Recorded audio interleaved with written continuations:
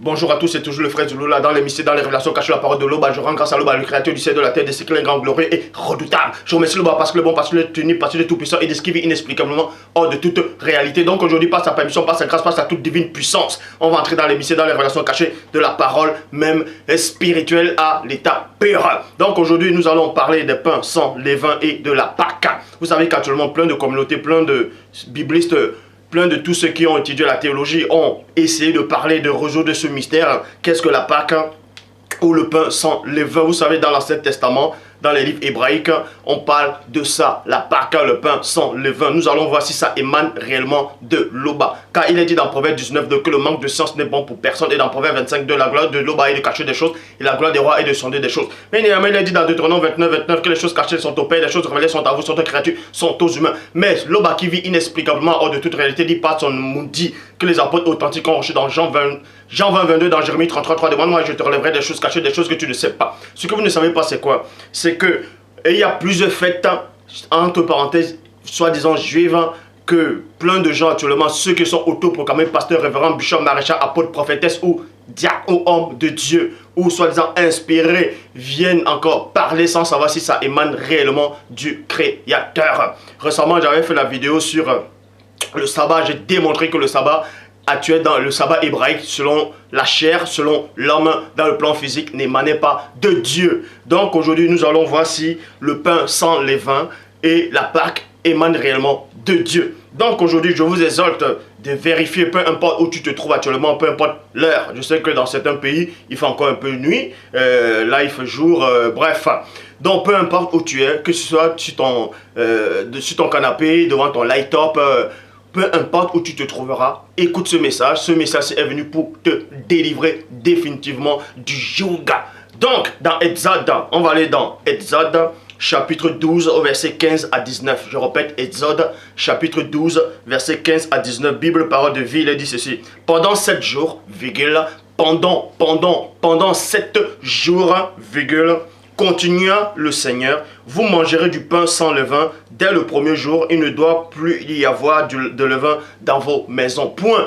Il ne doit plus y avoir du levain dans vos maisons, c'est-à-dire la levure. On vous dit ici que pendant 7 jours, les Israélites, les Hébreux, ne doivent pas manger des pains sans levain. On ne doit pas retrouver des levains dans les maisons. Vous voyez? Or, si vous lisez bien, ça veut dire que néanmoins ce levain-là était néanmoins autorisé. Mais maintenant, à cause d'une période, pendant une période spéciale ou une période qui a été consacrée, on demande aux Israélites de s'abstenir des pains sans levain et qu'ils ne puissent plus avoir de la levure, des levains chez eux. Donc c'est pour ça qu'on vous dit ici, dès le premier jour, il ne doit plus y avoir. Donc celui qui ne sait pas lire, tape la définition de y avoir. Il ne doit plus y avoir. Quand on dit il ne doit plus y avoir, ça veut dire qu'il y en avait d'abord.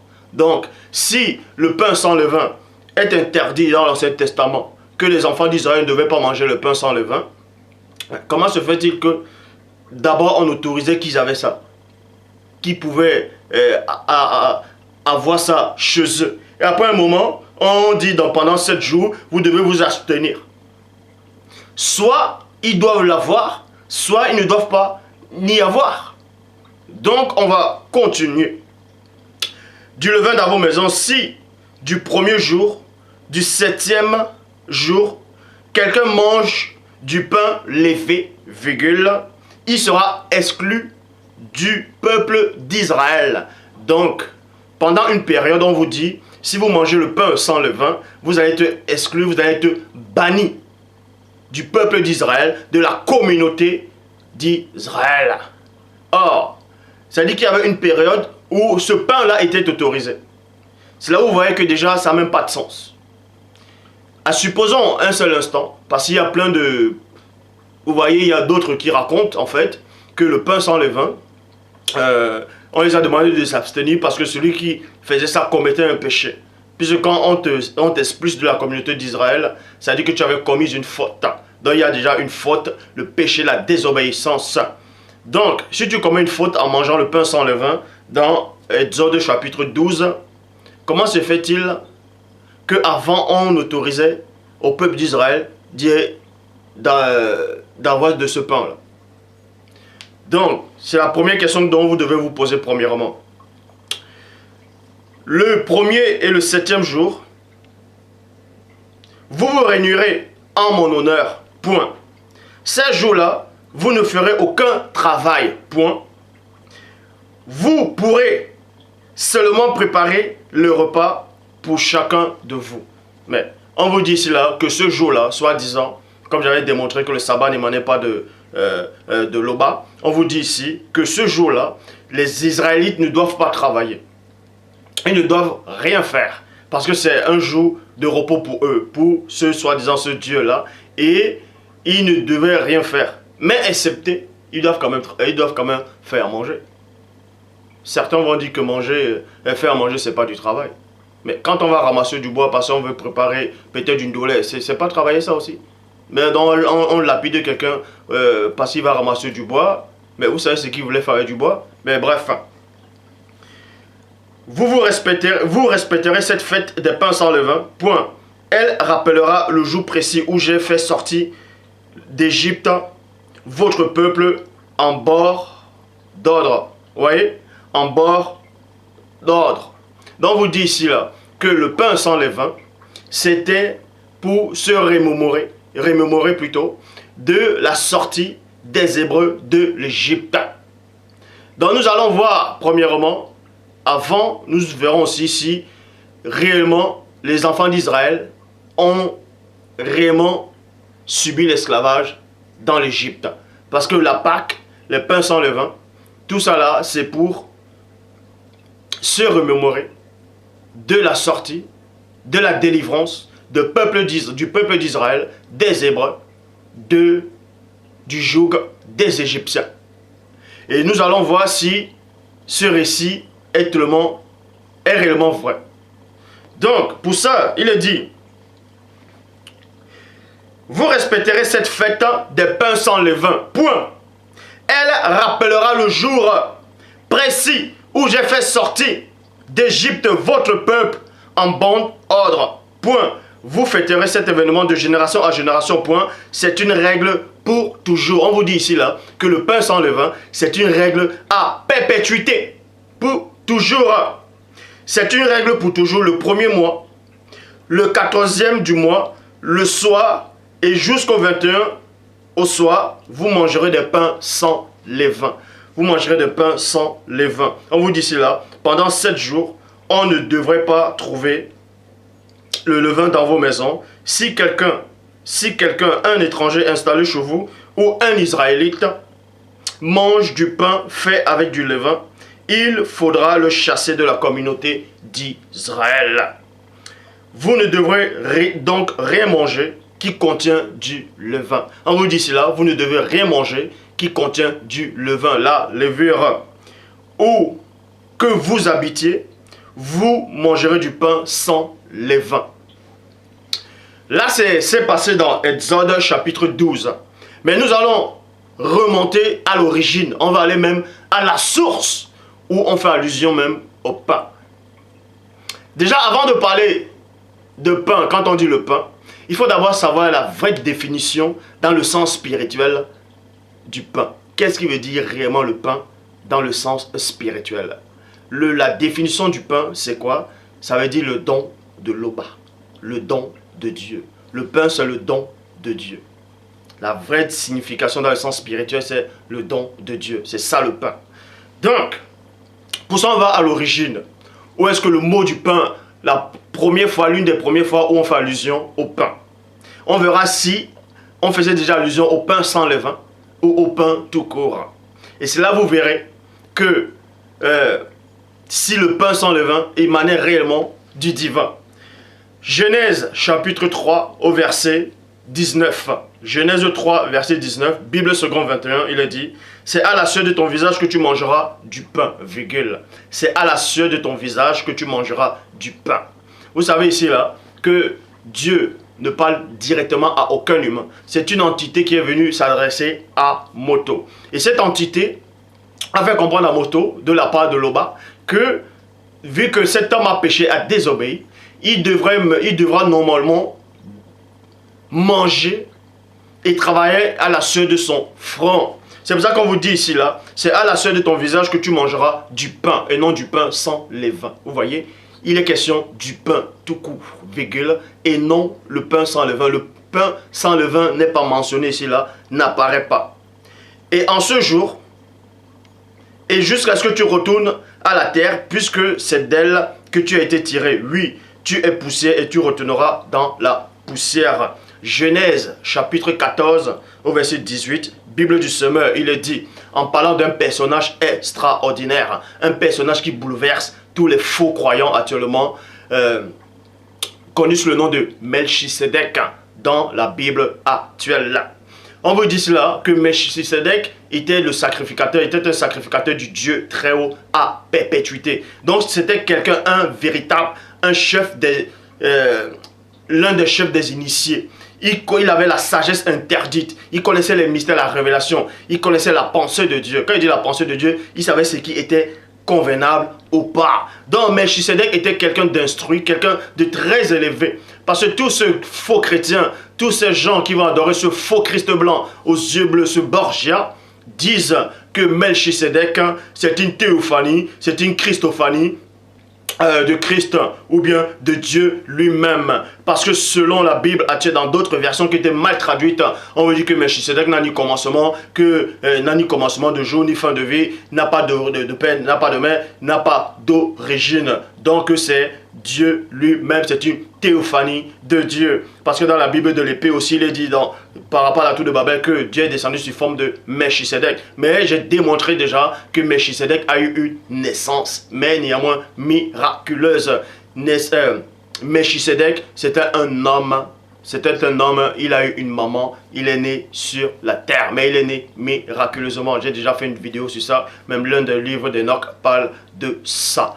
Bref, Melchisedec ici a apparu à Sango, c'est-à-dire à Abraham. Il était sacrificateur du Dieu très haut. Donc il savait, il connaissait l'importance du pain, des coutumes, il connaissait l'importance même de la véritable doctrine. C'est pour ça qu'on vous dit ici là, dans Genèse chapitre 14 au verset 18, Bible du semeur, Melchisedec, roi de Salem, qui était prêtre du Dieu très haut, apporta du pain et du vin. Point! Apporta du pain et non apporta du pain sans levain. Vous voyez? Et non apporta du pain sans levain. Melchisedec ne pouvait à aucun moment apporter le pain sans levain. Parce que c'est une abomination. On va le démontrer dans la suite de l'enseignement. Donc ici on vous dit cela. Ce grand personnage a apporté du pain et du vin. Du pain et du vin. Si vous voulez comprendre ce vin-là, ce n'est pas du vin rouge qu'il a apporté. C'était le Mao qu'il a apporté. C'était du vin de palme qu'il a apporté. Et ça se trouve en Afrique.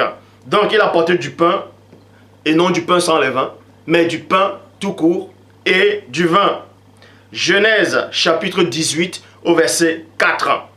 Genèse chapitre 18 au verset 4. On vous dit ici, on va apporter un peu d'eau pour vous laver les pieds, puis vous vous reposerez sous cet arbre. Donc Sango, pendant la chaleur du jour, sous les arbres sacrés. Et ces arbres sacrés là, c'était dans l'Afrique ancestrale, c'était des baobabs. Vous voyez, c'était des baobabs, parce que la vraie version même de toute la Bible va bientôt apparaître. Donc, Abraham, Sango, il était sous les baobabs, c'était à la chaleur du jour, a vu trois personnages qui sont avancés.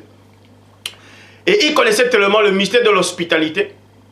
Là, on reparlera de ça sur la dîme, la véritable dîme. Mais Sango a couru, est venu voir ces personnages.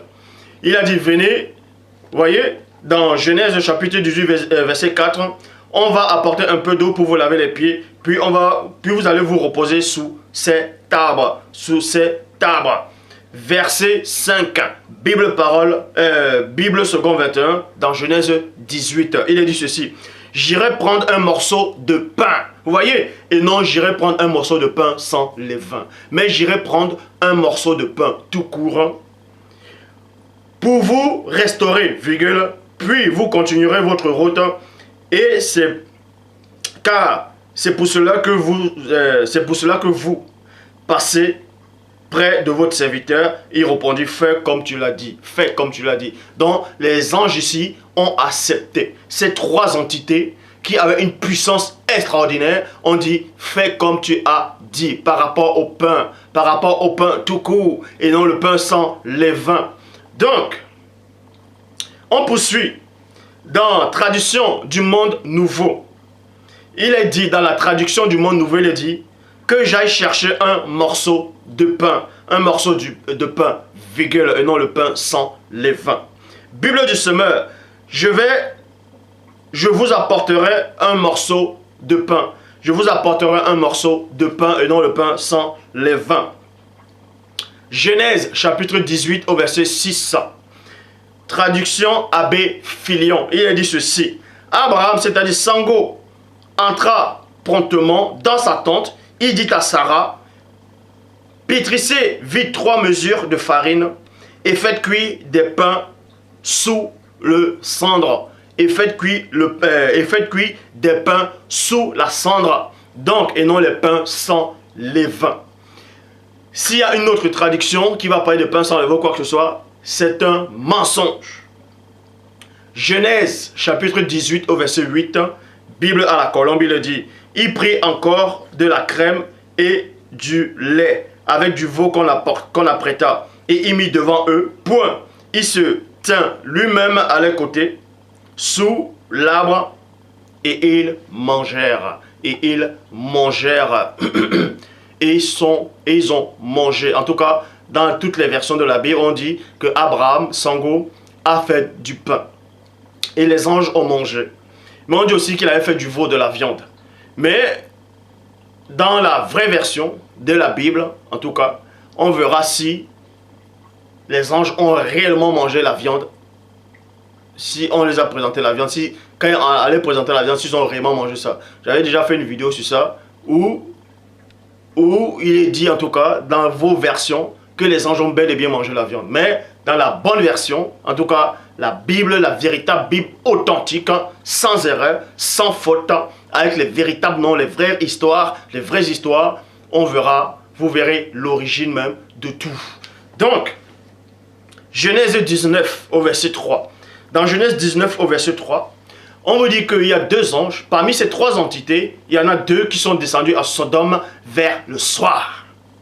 Ils ont vu la personne connue sous le nom de Lot dans la Bible actuelle. Mais le prochain livre qui va sortir, il y aura aussi, en tout cas dans la vraie version, il y aura aussi son nom là-dedans. Son véritable nom et sa véritable histoire. Donc on vous dit ici que Lot a recueilli les 2 entités et il a fait un petit festin. Il les a fait à manger. Donc, et c'est à partir de cet instant que les biblistes, les copistes ont commencé à trafiquer que les faux dieux là, ce faux Dieu que les chrétiens adorent, ce faux Dieu que l'humanité adore, ce faux Dieu de l'humanité adore, a introduit la notion du pain sans levain. Vous voyez, la notion du pain sans levain. Et c'est à partir de ces passages-là que le pain sans levain commence déjà à être introduit. Dans Genèse 19, au verset 3, dans l'une des bonnes traductions par rapport à ce passage-là, il est dit, mais Lot insista beaucoup, point. Alors, ils vont avec lui et ils entraient dans sa maison, point. Lot leur prépara un repas, virgule. Il fait cuire des galettes, puis il mange. Puis il mange. Bible en français courant, mais Lot insista tellement qu'ils finissent par aller avec lui. Il les prépara un repas. Il fait cuire des galettes. Il fait cuire des galettes. Les galettes, ça gonfle. Vous voyez, les galettes, ça gonfle. Maintenant, dans la fausse traduction, dans l'U2 1910 et dans d'autres versions aussi, il remplace le mot galette en tout cas, même la levure. Dans l'Égypte antique, ils utilisaient déjà la levure, les levains, pour faire gonfler les galettes. Est-ce que vous comprenez? Donc, eux, ils avaient déjà coutume à appliquer cela. Et les patriarches le savaient. C'est pour ça qu'ils sont venus ici trafiquer à partir de 8 secondes 1910 et dans d'autres versions par rapport à Genèse 19, verset 3, il dit « Mais Lot les pressa tellement qu'ils virent chez lui et entraient dans sa maison. Point. Il les donna un festin et il fit cuire des pains sans levain et il mangeait. Point. » Et je dis que c'est faux. Je le dis, je répète et je pèse mes mots devant le divin lui-même. La version qui dit que Lot a fait cuire les pains sans levain, il a donné aux anges et les anges ont mangé, c'est complètement faux. Je dis bien, toutes ces versions qui le disent sont faux, catégoriquement. Deutéronome chapitre 16, au verset 3. Deutéronome 16, verset 3, Bible du semeur, il dit « Tu ne mangeras pas de pain levé avec ce repas pascal. » Vous voyez, pendant 7 jours, tu mangeras du pain sans levain, ce pain de misère. Parce que le pain sans levain est considéré comme le pain de misère. En fait, la définition même, dans le sens soi-disant spirituel, du pain sans levain, c'est le pain de misère, le pain des pauvres, de pauvreté, c'est le pain de misère. C'est ça même la définition du pain sans levain. C'est le pain de pauvre. Parce que quand vous mettez la levure dans la farine, tout ça là, vous faites des beignets ou bien vous faites les galettes, vous faites du pain, ça gonfle, vous voyez, ça gonfle et quand tu manges, voilà, tu sens que tu as mangé. Or, quand il n'y a pas, quand ça ne gonfle pas, c'est tout plat là, comme dans les kebabs là, vous voyez, c'est tout plat. Vous voyez, le pain, il est complètement sec. Donc, on vous dit ici là, que Deutéronome 16, verset 3, tu mangeras du pain levé avec... Non, oui, tu ne mangeras pas. Tu ne mangeras pas du pain levé avec ce repas pascal. Pendant 7 jours, tu mangeras du pain sans levain. Ce pain de misère te rappellera que c'est précipitamment que vous avez quitté l'Égypte. Que c'est précipitamment vous avez quitté l'Égypte de point. Ainsi, tu te souviendras durant toute ta vie du jour du départ, de ton départ du pays d'Égypte. Donc déjà, l'esclavage des Hébreux en Égypte n'a jamais eu lieu. Et ça, on va le démontrer maintenant. Mais, vous voyez ici, là, quand on vous dit que le pain de misère, c'est-à-dire le pain sans levain, c'est pour se remémorer du départ précipité des Hébreux hors de l'Égypte. C'est la raison pour laquelle non seulement ils ont trafiqué ce passage, parce que non seulement l'esclavage de l'Égypte, en Égypte n'a pas eu lieu, mais ils ont pris la notion du pain de misère, le pain sans levain, ils ont introduit ça dans Genèse 19 pour faire croire aux gens que, vous voyez, on va coïncider, on va faire en sorte que les deux passages puissent se valoir. Donc, parce que dans Genèse 19, Lot, on l'a fait sortir précipitamment de l'Égypte, plutôt de la ville de Sodome et Gomorrhe. On l'a fait sortir précipitamment. C'est pour ça que, soi-disant, la notion du pain sans levain apparaît. Et parce que les Hébreux aussi, plus tard, on les a fait sortir précipitamment de l'Égypte, ils doivent aussi manger du pain sans levain. Ouais, les gens qui n'ont aucune connaissance, aucune substance spirituelle vont dire, ouais, mais Lot avait là des gestes prophétiques, il est en train de prophétiser, pas de pain de misère, pas de pain sans levain, n'importe quoi. Donc, l'esclavage, vous voyez ici que la notion de pain sans levain, on vous dit que ça existe parce que c'est pour se souvenir des enfants, que les enfants d'Israël sont sortis de l'Égypte précipitamment. Donc, Lot ne pouvait à aucun moment faire des pains sans levain. Mais, comme j'ai dit, certains qui n'ont aucune substance vont dire non, c'est une geste prophétique. Mais la notion de pain sans levain existe parce que, soi-disant, on vous dit que les Hébreux étaient en Égypte, en esclavage, on les a fait sortir de là-bas. Maintenant, les pains de misère sont là pour les faire, pour qu'ils n'oublient pas cet événement.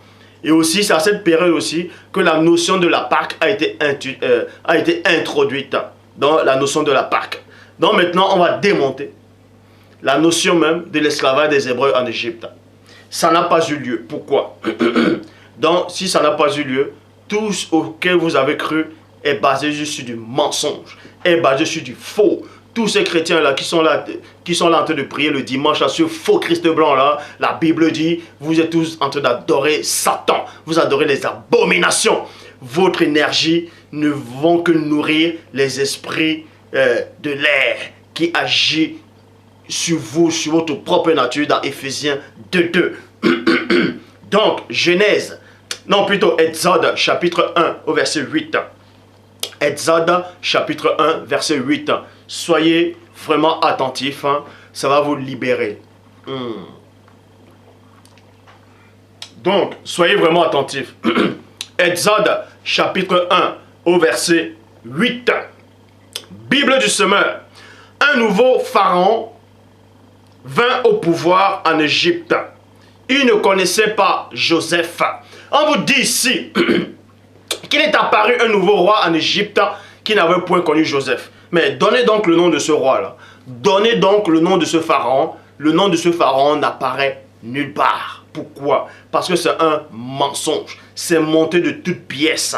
Parce que pour ceux qui ont, les égyptologues, qui ont un peu la notion même de la vraie civilisation antique, ancestrale de l'Égypte, vont vous dire et sauront que quand on introduit un nouveau roi en Égypte, un nouveau pharaon, il doit connaître son prédécesseur. C'est-à-dire, Joseph n'était pas son prédécesseur, mais il était comme le premier ministre de l'Égypte. Ce qui veut dire, quand le nouveau roi vient prendre les fonctions, il doit obligatoirement savoir que Joseph avait existé. Est-ce que vous comprenez? Il doit le savoir, parce qu'on ne devient pas pharaon comme ça. À l'époque, des gens vont vous faire croire que les pharaons avant c'était des blancs, ainsi de suite. Tout ça c'est faux. Il dit bien, c'est faux. Pour être un pharaon à l'époque antique, en tout cas c'était tous des noirs. Il n'y a aucun pharaon néphilim. Qu'on ne vous mente pas. Tous ces égyptologues là sont des menteurs. Ils travaillent tous pour le jadis. Donc, un pharaon, quand on l'introduisait, on l'initiait d'abord. On initiait d'abord le pharaon pour tout ce qui concerne le royaume, même dans le côté spirituel. Donc, il devait savoir que l'ancien pharaon était établi, avait fait ceci, cela. Il devait aussi savoir le premier ministre, ce qu'il était, ce qu'il faisait. Donc, quand on l'introduit, le nouveau roi devait obligatoirement connaître Joseph. Il fallait plutôt traduire que le nouveau roi n'avait pas connu physiquement Joseph. Là, on aurait peut-être pu comprendre. Mais dire qu'il ne connaissait même pas l'existence de Joseph ou bien ne connaissait pas Joseph, ça n'a même pas de sens. Ça n'a même pas de sens. Un président, même dans vos pays, quand il vient un nouveau président, et que l'ancien ministre qui était là, il n'est plus là, il est mort. Mais la moindre des choses, ce président-là, il va prendre les documents, il va voir ce que son prédécesseur avait fait, et ce que l'ancien premier ministre aussi avait fait. Ça, c'est la logique des choses. Mais vous lisez, vous ne voyez pas, on vous a dupé depuis des siècles. Il y a paru un nouveau roi qui n'a pas connu Joseph. Donnez donc ce nom-là, et on vérifie dans l'histoire si ce roi-là existait. Donc, Exode, chapitre 1, verset 8, Bible du semeur. Un nouveau pharaon vint au pouvoir en Égypte, il ne connaissait pas Joseph. Exode, chapitre 1, verset 9 à 22. Il est dit ici, là, il dit à son peuple, donc vous dit ici, là, déjà, on ne donne même pas l'âge de ce pharaon-là. Il avait quel âge? 12 ans, 13 ans, 15, 30, peu importe l'âge qu'il avait. Toujours dit qu'il n'avait pas 200 ans. Écoutez attentivement. Et c'est là que vous allez comprendre que tous ceux-là qui sont en train d'adorer là actuellement le dimanche, tous ceux-là qui sont en train d'aller évangéliser, tous ceux-là qui sont en train de dire « Oh, JCI frappe aux portes, les témoins Jéhovah, tous ces faux témoins-là, vous êtes tous dans les l'erreur. » Parce que vous êtes basés sur du mensonge. Donc, votre énergie, votre croyance est basée sur du mensonge absolu. Absolu. Donc, ici, Exode chapitre 1, verset 9 à 22, il est dit, ce nouveau roi-là, soi-disant qui n'a pas connu Joseph, apparaît. Il est en fonction. Il voit maintenant les Hébreux, les Israélites. Il dit à son peuple, voyez, les Israélites forment un seul peuple, plus nombreux et plus fort que nous. Il faut trouver un moyen pour limiter le nombre. Point. En cas de guerre, ils se joindront à nos ennemis pour nous combattre et quitter le pays.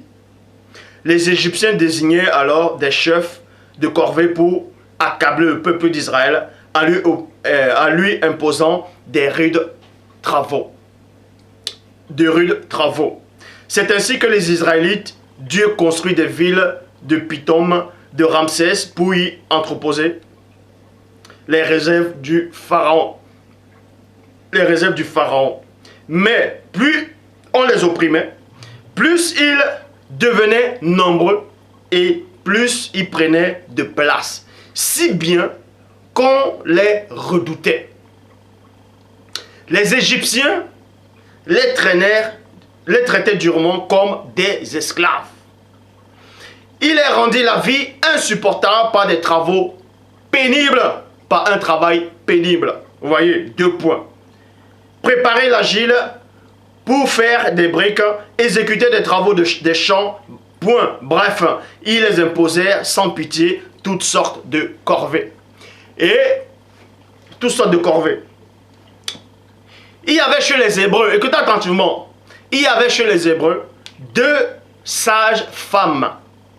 Donc, l'une s'appelait Shifra et l'autre Poua. Point. Le roi d'Égypte leur ordonna cet ordre. 2 points. Quand vous aiderez les femmes des Hébreux à accoucher, regardez bien l'enfant qui naît. 2 points. Si c'est un garçon, virgule, tuez-le, virgule. Si c'est une fille, laissez-la vivre. Mais les sages-femmes respectaient Dieu. Elles obéissent pas au roi et laissaient vivre les garçons. Alors le roi les convoqua et les dit, pourquoi agissez-vous ainsi? Pourquoi laissez-vous vivre les garçons? C'est que, répondit-elle, les femmes des Hébreux ne sont pas comme les Égyptiennes. Point. Elles sont vigoureuses et mettent les enfants au monde avant l'arrivée des sages-femmes. Ainsi, les Israélites devinrent de plus en plus nombreux et très forts. Et Dieu accorda ses bienfaits aux sages-femmes et les donna des descendants, parce qu'elles lui avaient obéi. Vous voyez? Alors le Pharaon ordonna à tout son peuple, jeter dans le Nil tout garçon hébreu nouveau-né. Écoutez attentivement. Jeter dans le Nil tout garçon hébreu nouveau-né. Ne laissez en vie que les filles. Donc vous dit ici que ce pharaon-là, soi-disant qu'il n'a point connu Joseph, et non l'ancien pharaon qui connaissait Joseph, mais le nouveau pharaon qui n'a pas connu Kola Ita. Joseph, son véritable nom ancestral, c'est Kola Ita. Donc vous dit cela que ce pharaon-là n'avait pas connu Joseph. Et c'est lui qui était à l'origine de l'esclavage. C'est-à-dire c'est lui qui a instauré l'esclavage. Comprenez attentivement. Donc c'est à son règne qu'il a instauré l'esclavage des Hébreux dans son royaume. Les Israélites ont travaillé dur. Et toujours en ce temps-là, en ce moment, il demande à son peuple de tuer, de jeter dans le Nil tous les enfants garçons nouveau-nés. Vous voyez, tous les garçons nouveau-nés. Mais nous savons que Aaron est né avant Moïse. Et Aaron dépasse de Moïse de 3 ans seulement. Ça veut dire que soit l'esclavage a commencé quand Aaron était déjà né. 3 ans après, ou bien 2 ans après, on demande de tuer les nouveau-nés. Et non tuer tous ceux qui sont déjà nés. Puisque Aaron est né avant Moïse. Pourquoi? On va aller tout doucement. Actes, chapitre 7, au verset 19, Bible en français courant. Ce roi trompa notre peuple et maltraitera nos ancêtres et les obligèrent à abandonner leurs bébés pour qu'ils meurent. Point. Actes chapitre 7 au verset 20 à 21, Bible de la liturgie, il est dit ceci. C'est en ce moment que Moïse, c'est-à-dire Boussi, vint au monde. Donc nous apprenons que Moïse est né à la période, au début de l'esclavage. Est-ce que vous comprenez? Moïse est né au début de l'esclavage. Il est né, certes, l'esclavage avait déjà commencé, parce que Aaron était déjà plus grand que lui. Aaron était déjà né avant lui de 3 ans. et son aîné de 3 ans seulement. Donc, puisqu'on dit de tuer tous les nouveau-nés, et on sait que c'est à l'ordre que le pharaon avait donné, c'était à la période même, c'était au moment qu'il avait donné l'ordre de tuer tous les nouveau-nés. Là, c'était, la parole le dit ici, c'était en ce moment, à cette période-là, à cette époque, que Moïse est né. Donc, c'était le début même de l'esclavage. Écoutez attentivement. Et l'esclavage n'avait pas encore duré 100 ans. Est-ce que vous comprenez? Ça n'avait pas encore duré 100 ans. Vous allez voir. Donc, c'est en ce moment que Moïse vint au monde. Il était beau sous le regard de Loba. Il fut élevé pendant 3 mois dans la maison de son père, puis abandonné. La fille de Pharaon le recueillit et l'éleva comme son propre fils. On vous dit ici là que Moïse est né au début de l'esclavage. À ce moment-là, quand l'esclavage avait déjà commencé, Moïse est né à cette époque-là. Et ce pharaon-là avait une fille. Donc ce pharaon-là était un homme déjà mûr. Puisqu'il avait une fille qui avait même l'âge d'adopter un enfant. Depuis quand une fille de 12 ans va adopter un enfant et élever un enfant comme son propre fils. Hein? Donc la fille de Pharaon n'est pas dans les faux films hollywoodiens, les 10 commandements qui étaient sortis depuis, ici c'est cet acteur qui est déjà mort, je crois, qui avait fait les films sur la planète des singes, tout ça. C'est lui qui joue le rôle de Moïse dans les 10 commandements qui étaient sortis, et non les Odus qui est sorti là, mais dans les 10 commandements qui étaient sortis, où on dit que c'est la sœur de Pharaon qui a élevé Moïse. Or, la Bible dit c'est la fille de Pharaon. Donc, on voyait ici que la fille de Pharaon était déjà grande. Elle a pris Moïse. Elle a élevé Moïse comme son propre fils. Mais, posez-vous la question. La fille de Pharaon avait quel âge? Pharaon lui-même avait quel âge? Il n'avait pas 200 ans. Puisque c'est le même Pharaon qui a instauré l'esclavage. Est-ce que vous comprenez? C'est le même Pharaon qui a instauré l'esclavage. Il a grandi, bref, il était un homme, il a eu une fille, sa fille a grandi. Mais ce Pharaon avait quel âge? 200 ans. Il ne pouvait pas avoir 200 ans, puisque à cette époque, plus personne ne pouvait avoir 200 ans. Personne ne pouvait plus avoir 200 ans dans cette époque-là. Donc, Pharaon là n'avait même pas 200 ans. Donc, ce qui veut dire que pendant qu'il a instauré l'esclavage, jusqu'à ce qu'il ait une fille qui ait grandi et que Moïse apparaisse, l'esclavage qu'il avait instauré n'était même pas encore à 200 ans. Est-ce que vous comprenez? C'était même pas encore à 200 ans. Sinon, ce pharaon, depuis qu'il vient, c'est que depuis que le pharaon est entré, le nouveau roi, et que maintenant ils mettent le peuple en esclavage, et le temps qu'il ait une fille et que sa fille puisse grandir, et être à l'âge de la maturité pour adopter un enfant et l'élever comme son propre fils, ça n'a même pas encore fait 200 ans. Donc, ça n'a même pas encore fait 200 ans. On vous dit ici, Pharaon était déjà la fille de Pharaon.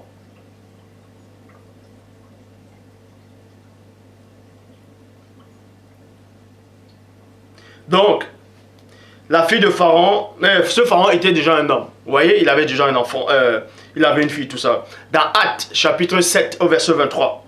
À l'âge de 40 ans, il voulut venir en aide à ses frères les Israélites. Donc, Moïse a grandi dans le, on va dire dans le palais du roi de l'Égypte, puisque c'est sa fille qu'il a adoptée. On va me laisser les questions de couleur, tout ça là, bref. On va d'abord démontrer que l'esclavage n'a pas eu lieu, que ça ne tient même pas la route, ça n'a même pas de sens. Donc, tous ces faux chrétiens là, qui sont en train de prier dans la dîme là, mais là actuellement, tous ces faux pasteurs qui prêchent là, je dis bien tous les pasteurs qui sont dans le monde entier, vous adorez Satan. Tous les chrétiens qui sont dans le monde entier adorent Satan. Tous les humains qui sont dans le monde entier adorent Satan.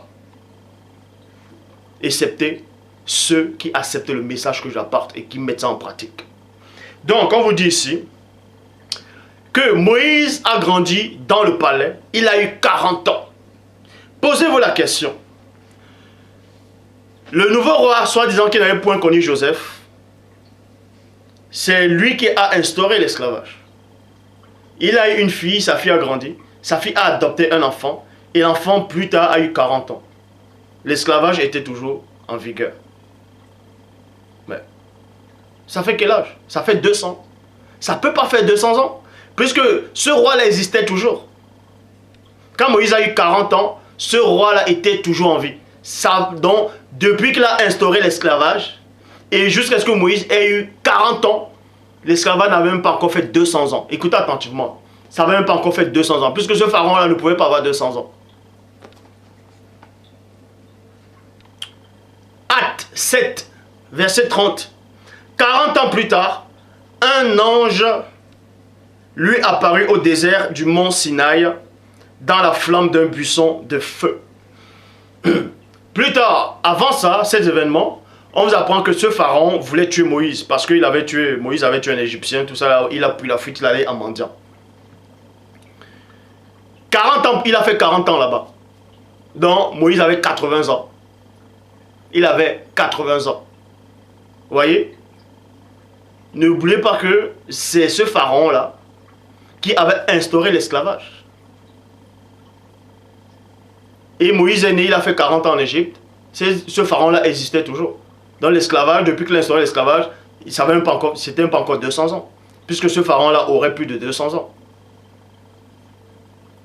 Donc ça ne tient pas la route. Et Moïse prend la fuite. Ce pharaon veut le tuer. Moïse prend la fuite, il va en mendiant. Il fait 40 ans là-bas. Donc il a 80 ans. L'esclavage était toujours là.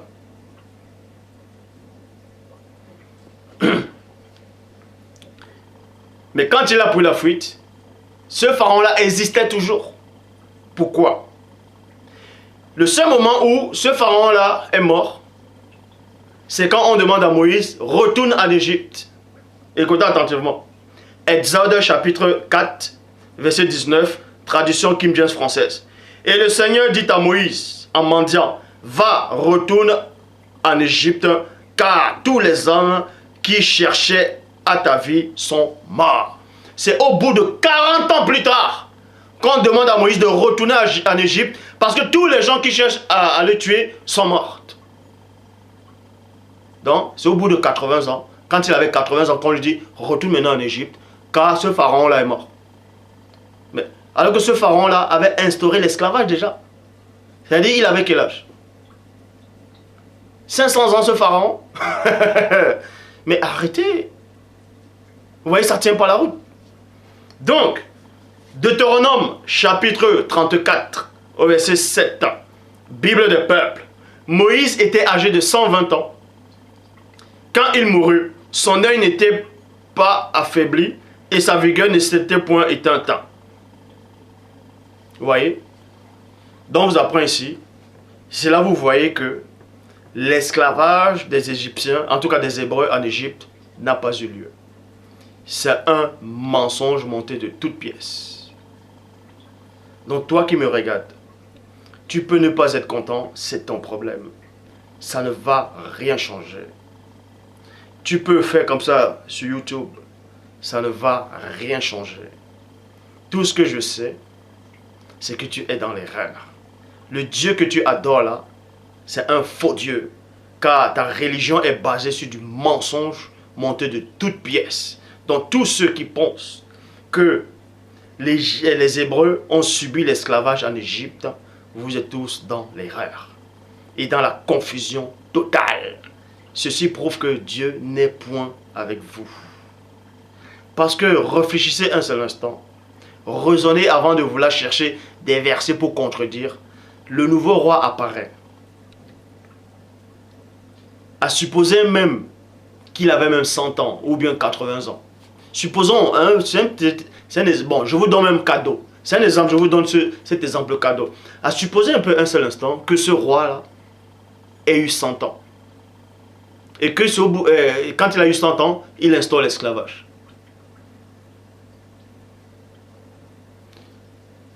Et les enfants d'Israël grandissent, ils instaurent l'esclavage, ils subissent l'esclavage. Et on vous dit que c'est à cette époque, au début de l'esclavage là, que Moïse est né. Supposons aussi que l'esclavage ait duré 100 ans avant que Moïse n'apparaisse. Ça ne tient pas la route, sinon ce pharaon aurait quel âge? Ce pharaon aurait quel âge? Plus de 200 ans. Ça n'existe pas, ça. À cette période, personne ne pouvait plus avoir 200 ans.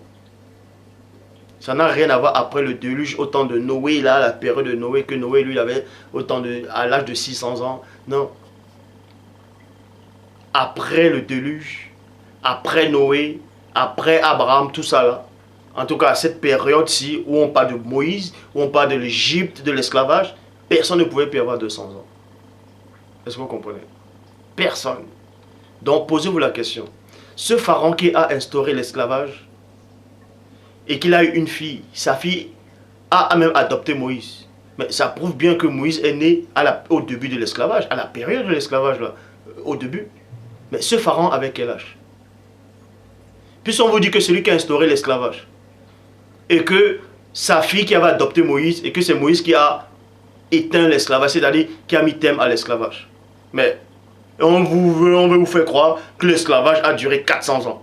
Que ça, dans d'autres dans Actes, on vous dit ça, les séjours des enfants d'Israël fut de 406 et 30 ans. Mais ça ne tient pas la route. Puisque la fille de ce pharaon a adopté, a élevé celui qui a mis terme à l'esclavage. C'est-à-dire que celui qui a mis terme à l'esclavage est né à la période de l'esclavage. Puisque quand Moïse est né, l'esclavage n'a même pas encore fait 100 ans. Sinon ce pharaon-là aurait plus de 100 ans. Aurait même 200 ans. Donc c'est faux. Tout ça parce qu'ils vont se baser sur Abraham, sur la vision que Abraham avait eue dans Genèse 15, 13. Bible du rabbinat français Zado, quand il est dit, Dieu dit à Abraham, sache-le bien, ta postérité séjournera sur une terre étrangère où elle sera asservie et opprimée durant 400 ans. Point. Et on veut faire croire que cette postérité, c'est les Hébreux qui sont allés en Égypte. Ils ont fait 400 ans là-bas, 430 ans. Et Moïse les a délivrés. Mais comptons les dates.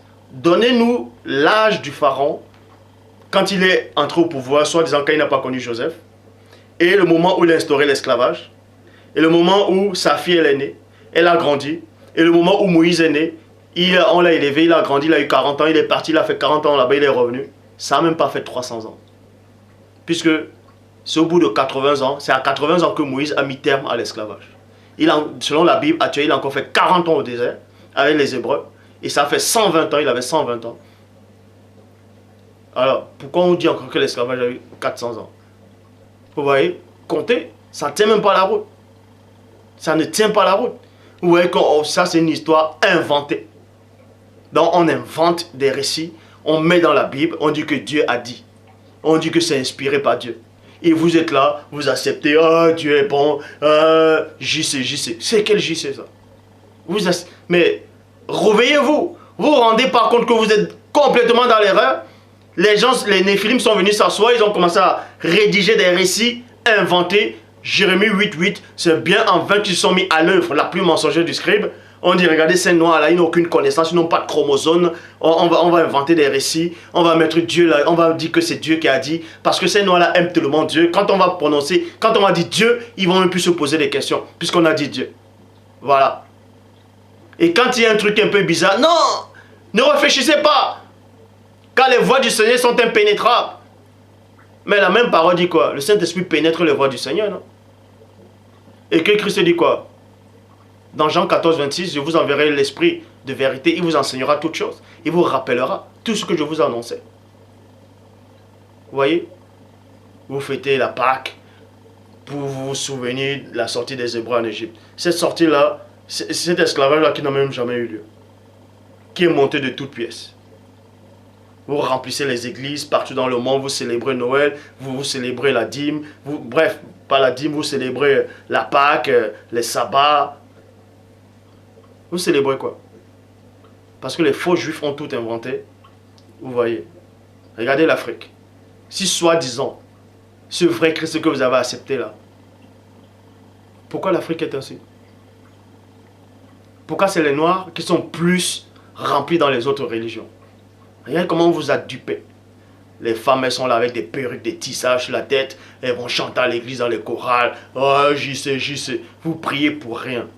Vous priez pour rien. Dieu ne vous connaît pas. Il ne vous connaît pas. Il ne vous a jamais connu. Vous vivez qu'avec des sensations. Vous vivez qu'avec des sensations. Vous pensez connaître Dieu. Vous ne savez rien. Je dis bien, vous n'existez même pas dans le grand ordre des choses. Dieu ne vous connaît pas. Il ne vous a jamais connu. et ne vous connaîtra pas. Est-ce que vous comprenez? Donc, quand vous lisez vos fausses Bibles là, vous allez dans les églises, certains vont me dire, mais pourquoi je dis les fausses Bibles et pourquoi je base mes enseignements sur la Bible? Paul il dit quoi? Retenez ce qui est bon. Donc je prends ce qui est bon et c'est ce que je donne comme enseignement. C'est aussi simple que ça. Donc, tous ceux-là qui vont prier, là, tous vos faux dieux là des religions, vous êtes tous dans l'erreur. Le seul vrai Dieu, le seul créateur, c'est celui qui m'a envoyé. C'est Loba. Et personne ne le connaît, excepté celui qui l'a envoyé. Et je dis bien encore, je le dis, que cela vous choque ou pas. Nous souhaitons que ce soit ainsi. Nous, c'est qui? L'Esprit de Dieu, Loba.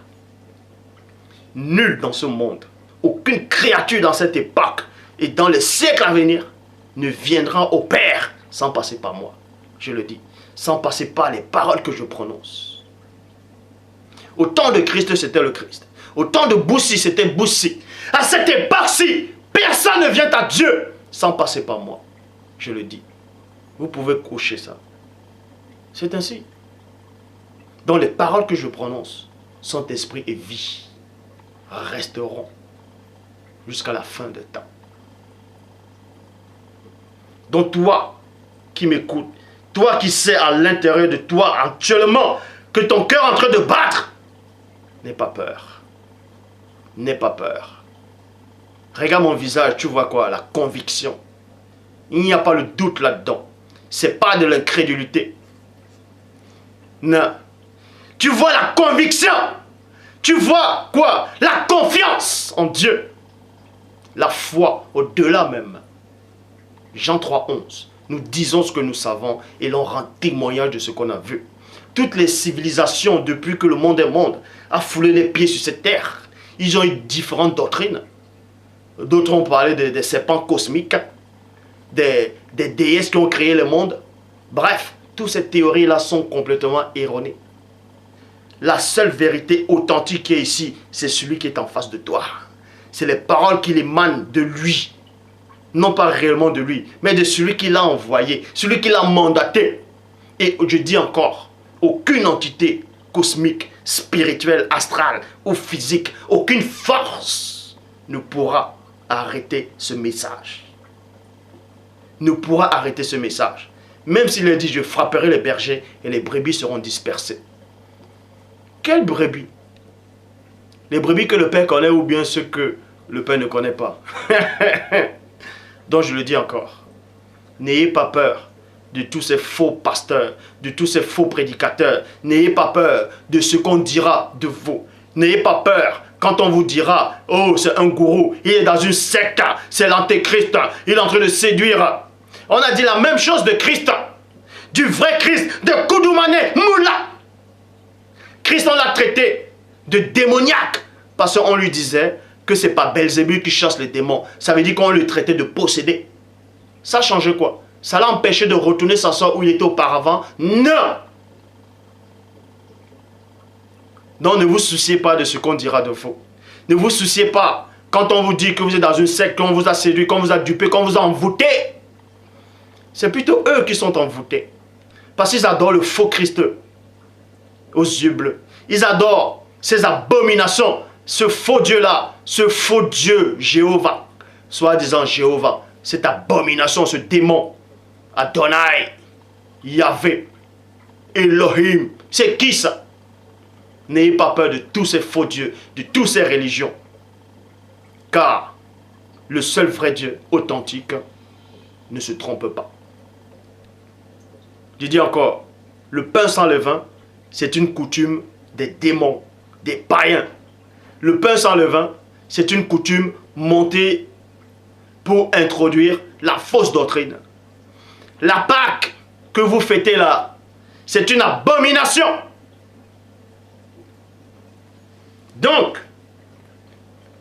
déjà je viens de vous démontrer ici, par l'Esprit de Dieu lui-même, que les enfants d'Israël n'ont pas pu subir l'esclavage en Égypte parce que les dates ne tiennent même pas.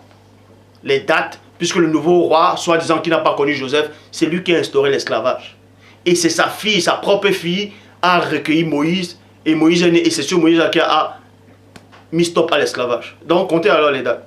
Puisqu'on vous dit que l'esclavage a eu 400 ans, non? Et au soi-disant 430 ans aussi, non? Alors, le roi avec quel âge? La fille du roi avec quel âge? Et Moïse a grandi, il a eu quel âge? Tout ça là, depuis que Pharaon existe, depuis que sa fille existe, depuis que Moïse a grandi, il a eu 80 ans. Ça fait 400 ans. Puisque c'est ce Pharaon là qui a instauré l'esclavage, non? N'importe quoi. Vous lisez, vous ne voyez pas ce que vous lisez. Et quand on vient vous apporter cette vérité, ouais, qu'est-ce qu'il raconte? La honte sur toi. Donc, on vous dit ici, Genèse chapitre 15 au verset 13, Bible du rabbinat français Adocan. Dieu dit à Abraham, sache-le bien, ta postérité se jeûnera sur une terre étrangère où elle sera asservie et opprimée durant 400 ans. Point. Jean 8, 33. Jean 8, 33. Traduction Pirette Clama Liénaire. Il est dit ceci. Ça, c'était quand Christ a eu une conversation avec ces faux juifs là. Il lui répondit, nous sommes la postérité d'Abraham. Virgule, je m'arrête d'abord dans la virgule. Remarquez ici que dans Genèse 15, verset 13, il est dit que la postérité d'Abraham va séjourner dans une terre qui ne sera pas eux, on va les opprimer durant 400 ans.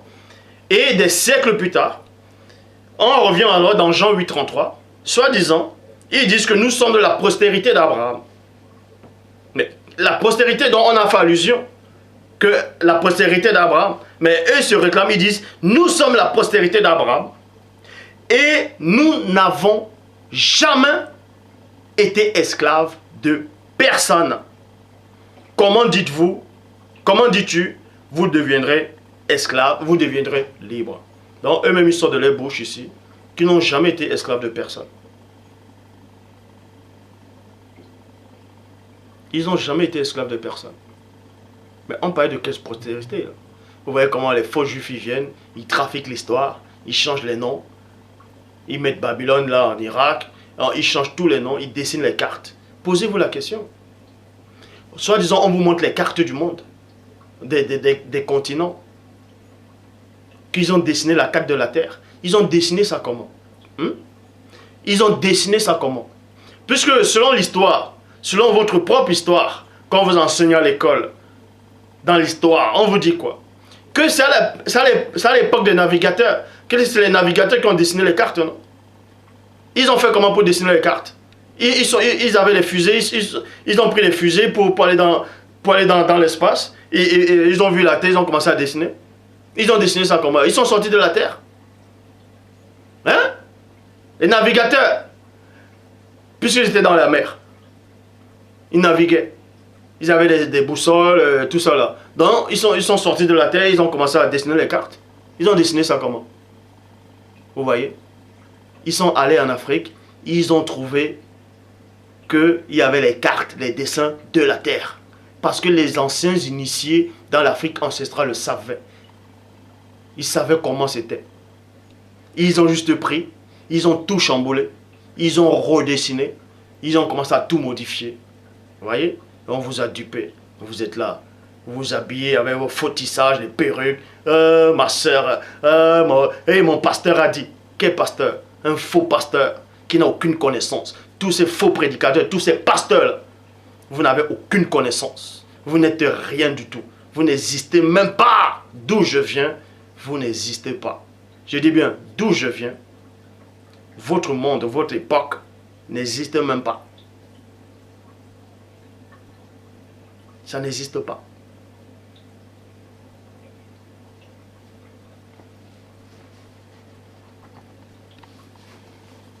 Mais néanmoins, Dieu qui est tellement bon, a néanmoins permis que je vienne dans l'époque-ci, dans votre époque dont vous pensez, dans votre époque qui existe dans votre époque-ci, mais dans le grand ordre des choses, ça n'existe pas.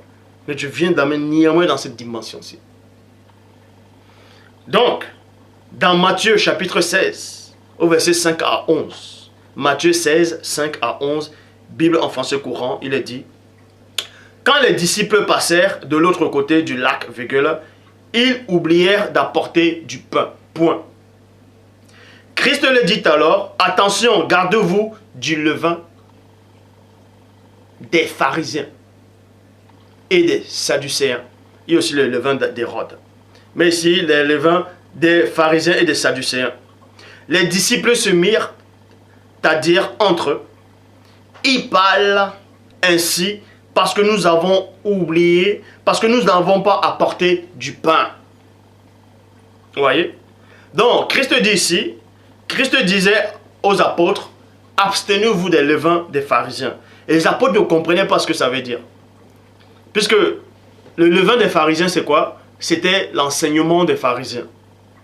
Et Christ les a parlé dans une autre métaphore pour les montrer une vérité. Pour les démontrer que le pain sans levain n'émane pas de Dieu.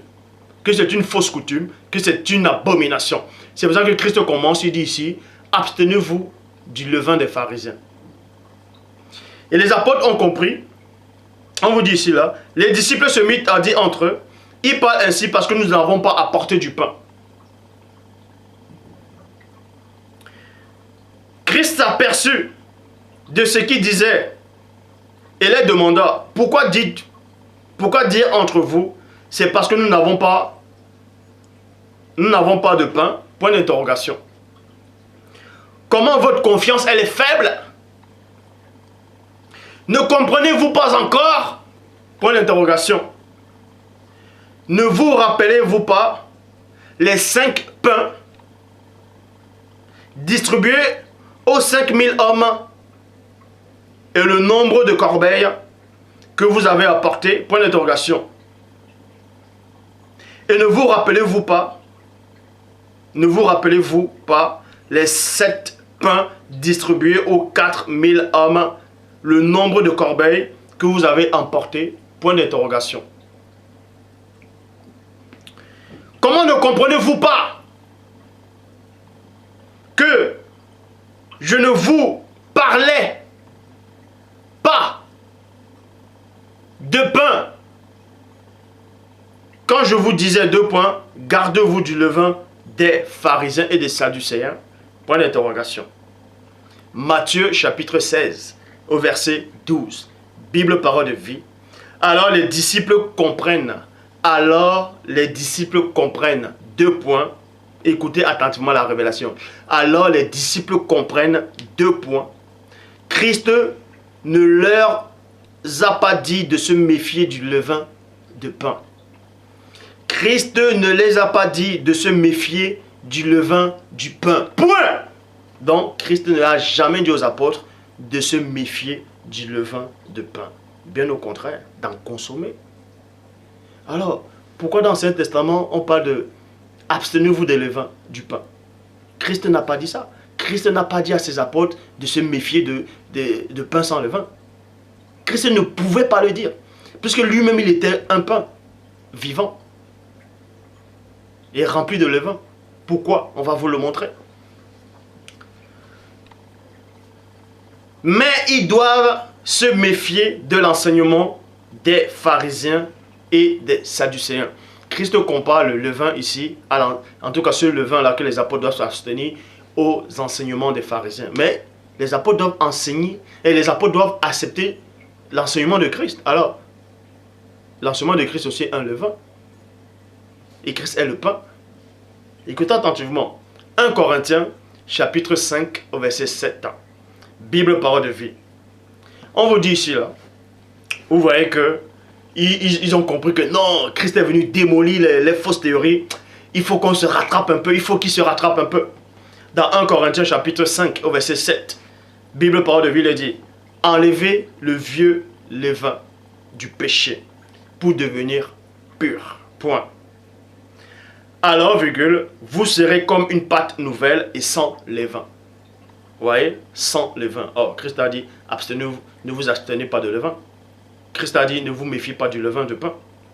Mais Paul ici, en tout cas, il parle, enlevez le vieux levain. Enlevez le vieux levain pour devenir pur. Alors, vous serez comme une pâte nouvelle sans levain, virgule, ce que vous êtes déjà. En effet, le Christ a été offert en sacrifice comme notre agneau de Pâques. Le fait de mettre encore la Pâque, c'est une abomination. Parce que la Pâque n'a pas eu lieu, tout simplement parce que l'Égypte et l'esclavage des Hébreux en Égypte n'a pas eu lieu. Donc on ne va pas comparer Christ en tant qu'agneau de Pâques. C'est une abomination. Car la Pâque ne vient pas de Dieu. Donc ce verset est mal écrit. 1 Corinthiens chapitre 5, au verset 8. Bible, parole de vie. Fêtons donc la Pâque avec du pain sans levain, avec un cœur pur et sincère.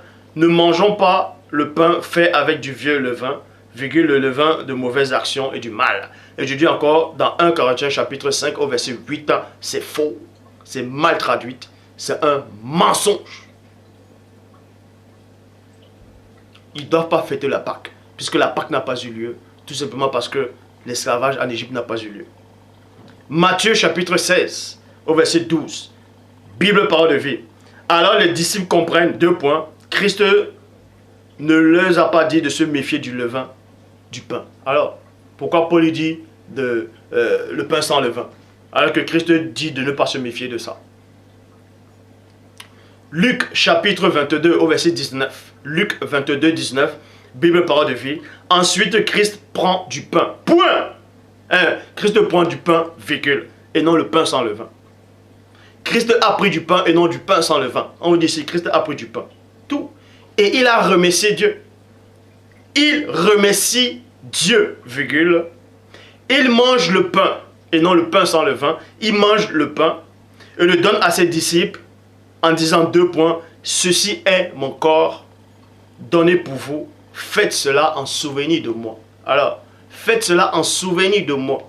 C'est-à-dire que si les apôtres viennent écrire un moment qu'il faut manger du pain sans levain, c'est qu'ils désobéissent à ce que Christ a dit ici. À ce que Christ a fait ici. Jean chapitre 6 au verset 33. Car le pain de Dieu, virgule, le pain de Dieu et non le pain sans levain de Dieu. Mais le pain de Dieu, c'est celui qui descend du ciel et qui donne la vie au monde. Jean 6, 48. Je suis le pain de vie et non je suis le pain sans levain de vie. Mais je suis le pain de vie. Jean 6, 51. Je suis le pain vivant et non je suis le pain sans levain vivant. Mais je suis le pain vivant qui est descendu du ciel. Si quelqu'un mange de ce pain, il vivra éternellement. Et le pain que je lui donnerai, c'est ma chair, que je donnerai pour le monde. Vous voyez? Pour au monde.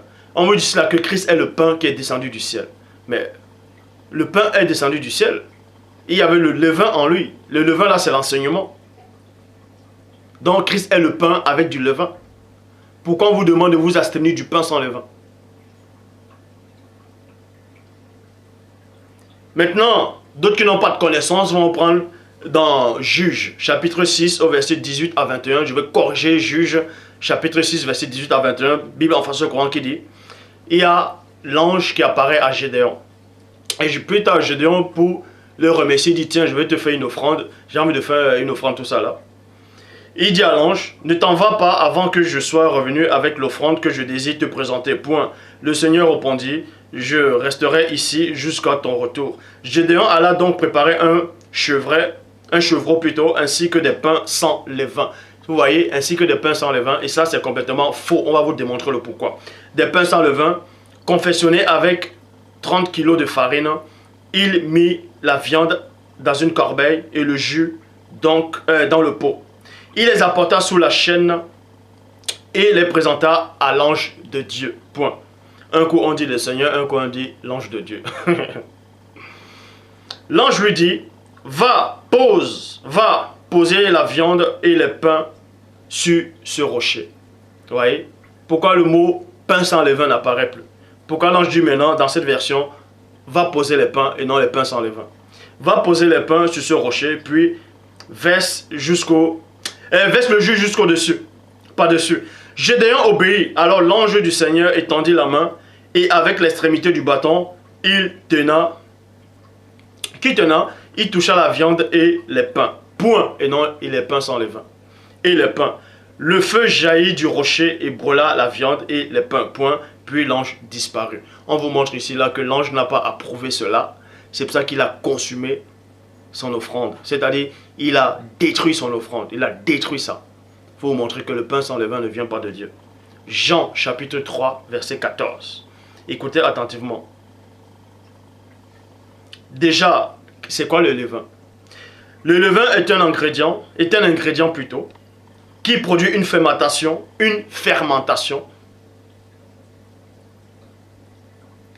permettant à la pâte de se lever.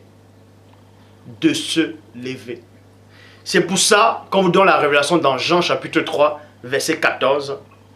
Et même Boussi et Léva, le serpent dans le désert, il faut de même que le Fils de l'homme soit élevé. Oh l'homme! Le Fils de l'homme doit être élevé. Comme la levure fait élever la pâte, hein. Le Fils de l'homme aussi doit être élevé. Pourquoi? Parce qu'il était le pain qu'on confessionnait de l'autre côté. Et maintenant, Dieu prend sa parole. Dieu, dans Jean, chapitre 1, verset 14, et la parole a été faite chair. On prend cette levure-là, on prend le levain, on pétrit la pâte, on pétrit Christ.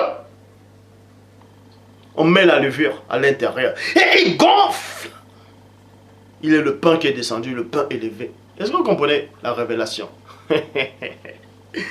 Donc, et Christ vous donne la révélation dans Matthieu chapitre 13, au verset 33, Bible en français courant.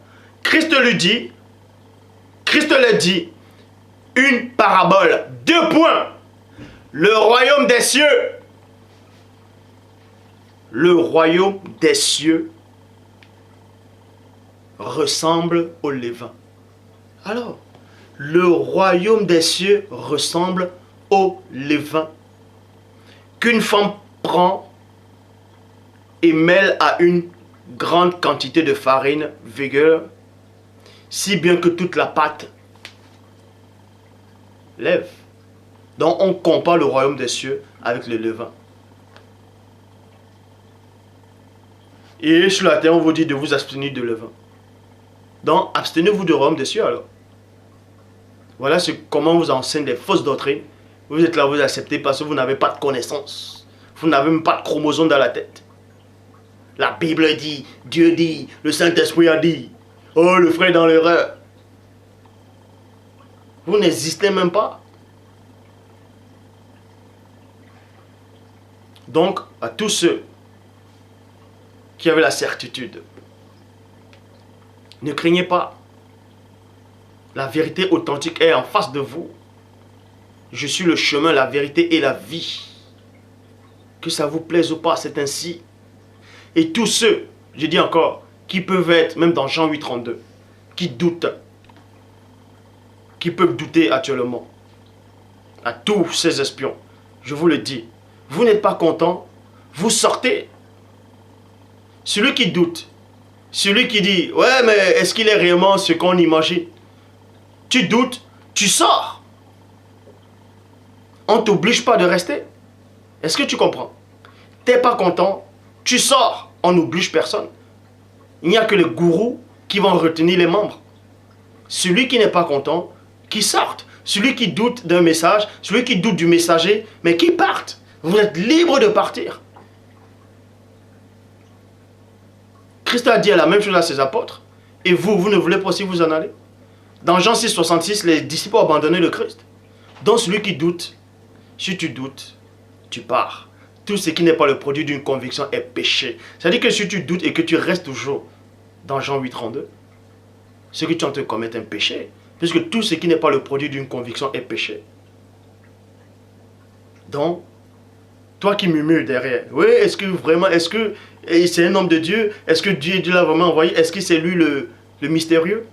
Mais si tu doutes, mais prends ton chemin et retourne où tu es venu. On n'oblige personne. On ne te prie pas. Je ne tire pas ma gloire des hommes. Je n'ai que faire de vos gloires. Je n'ai pas besoin de la gloire des hommes. Je n'ai même pas besoin de... Peu importe ce que les gens pourront dire sur moi, ça ne me fait ni chaud ni froid. Puisque je ne tire pas ma gloire de vous. Je n'ai pas besoin de votre approbation. Je n'ai pas besoin que vous me dites, que vous sortez de vos bouches que je suis de Dieu ou pas. Je sais que je sais qui je suis. Ce qui importe, c'est ce que Dieu pense de moi. Et je sais ce qu'il pense de moi. Je suis sorti de lui. Et je repartirai où j'étais auparavant. Donc, que cela vous choque ou pas, vos pensées, vos murmures ne changeront rien du tout. J'ai commencé le ministère, il n'y avait personne. Je dis bien, j'ai commencé le ministère, il n'y avait personne à côté de moi, excepté Dieu lui-même. Donc, vous n'allez rien apporter. C'est ce que Christ aussi a voulu faire montrer à ses disciples. Et vous aussi, vous ne voulez pas vous en aller? Mais si les apôtres abandonnaient Christ, vous pensez que son ministère allait s'arrêter? Donc, Christ vous dit ici, dans Matthieu 13, verset 33, le royaume des cieux ressemble à du levain. À du levain qu'une femme prend et mêle à une grande quantité de farine, si bien que toute la pâte est élevée. Donc, le royaume des cieux, c'est du levain. Ça veut dire quoi? Ça symbolise quoi spirituellement, comme mieux vous expliquer? Dans le grand ordre des choses, le levain, c'est la parole. Au commencement était la parole. Le levain, c'est la parole. Au commencement était le levain. Alors, et le levain entre dans un corps. On pétrit ça. Ça entre dans Christ. Christ qui est la farine. On façonne Christ. Écoutez attentivement. Dans Hébreux chapitre 10 au verset 5, c'est pourquoi Christ en entrant dans le monde dit, tu n'as voulu ni sacrifice ni offrande, mais tu m'as formé un corps. Parce que Christ était spirituellement, on va représenter, c'est une image, un symbole que je donne. Étant la farine, hein, vous voyez, le levain vient là, boum, on est en train de pétrir comme ça, on le forme un corps. Il devient du pain, le pain qui est descendu du ciel, le pain de vie. Vous voyez, le pain avec le levain, le pain avec la levure, et non le pain sans levain.